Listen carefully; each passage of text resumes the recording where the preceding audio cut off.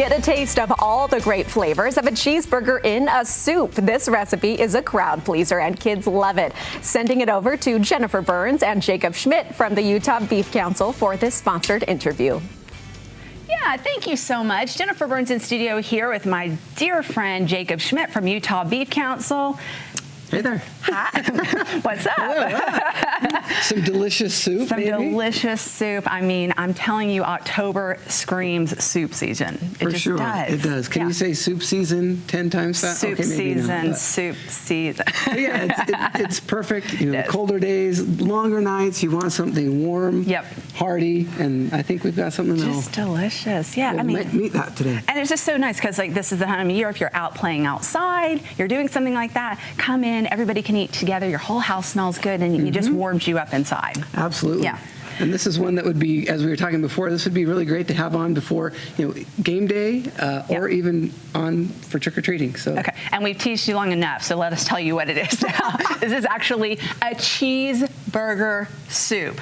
All those flavors you can think of in a cheeseburger. We even have some potatoes in there, so think of a cheeseburger and French fries. But we've got it all. We've got it all.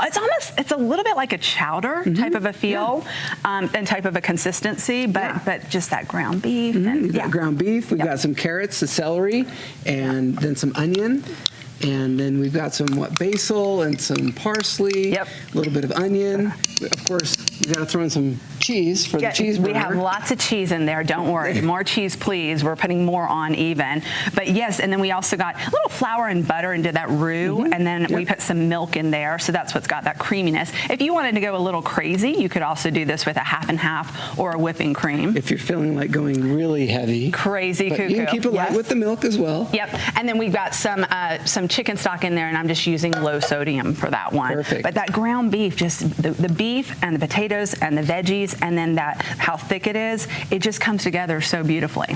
It certainly does, and it smells delicious. It looks delicious. It does. And Jacob, fill you up. Right there at the end, that was just a little sour cream added, just a little extra creaminess there. And you know, at our house, we just add a little bit of Greek yogurt. Oh, there you go. That's what my kids call the. You know, they're like, "Why are you eating that sour cream?" It's just Greek yogurt. Yeah. But this is the dietitian coming out, and it'll do the same thing. Absolutely, and I like that flavor too. Sometimes as kind of switching it up. Look at that. Oh my beautiful. goodness. And you can serve this with like a hearty whole wheat bread if you want, or even put a little croutons on there, or we've got some cornbread over here. Some cornbread, just because I love cornbread. Cornbread. I just do. Yeah. It is very delicious. It is delicious. Okay, more cheese, please. Well, you said it was cheeseburger soup, so I need to see the proof here. And there is already a bunch of cheese in there. And now I'm just using, Jacob, a shredded cheddar, but please, you know, this would be a fun one to switch it up. Do a Mexican blend, you know, any kind of a cheese that a good melting cheese that you would like. You could kind of have fun with those flavors, just like you do on a cheeseburger. For sure. Yeah. Okay.